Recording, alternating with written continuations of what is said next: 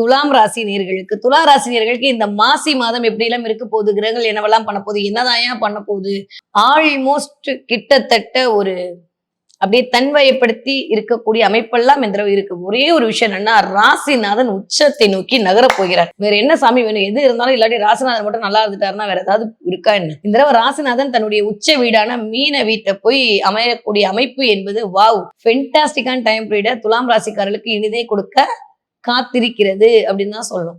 5ஆம் இடத்துல இத்தனை கிரகங்களுடைய ஒரு சேர்க்கை வேற லெவல் டிரான்ஸ்ஃபர்மேஷன்ல சொல்லும் போது எனக்கு அவ்வளவு சந்தோஷமா இருக்கு. பத்தாவதுக்கு இது வரைக்கும் குரு அப்படியே வக்கரமா இருந்து உங்களை பார்த்துட்டு இருந்தாரு. குரு வக்கரனி வருது அவருடைய 5ஆம் பார்வையான கடாட்ச பார்வையை உங்கள் மேல் செலுத்த போகிறார். அப்ப இந்த 5ஆம் பார்வை குருவோட பார்வைக்கு ஒரு 3 பார்வைக்கு 3 விதமான ஒரு விடயம் இருக்கு. இந்த 9ஆம் பார்வை என்பது பாக்கிய பார்வை, 7ஆம் பார்வை என்பது சமசப்தம பார்வை, அது கொஞ்சம் ஓரளவுக்கு எல்லா பிளான்ட்டும் பண்ண மாதிரியான பார்வை. இந்த 5ஆம் பார்வை என்பது கடாட்ச பார்வை, இறையருளை வாங்கி கொள்ளக்கூடிய, இறையருளை தன்னகத்தே வைத்திருக்கக்கூடிய, உங்களுக்கான பெயர் புகழை கொடுக்கக்கூடிய பார்வை தான் இந்த 5ஆம் பார்வை. அதனாலதான் 5ஆம் பார்வை எப்பயுமே ரொம்ப மோஸ்ட் பவர்ஃபுல் பார்வை குருவோட அமைப்புல.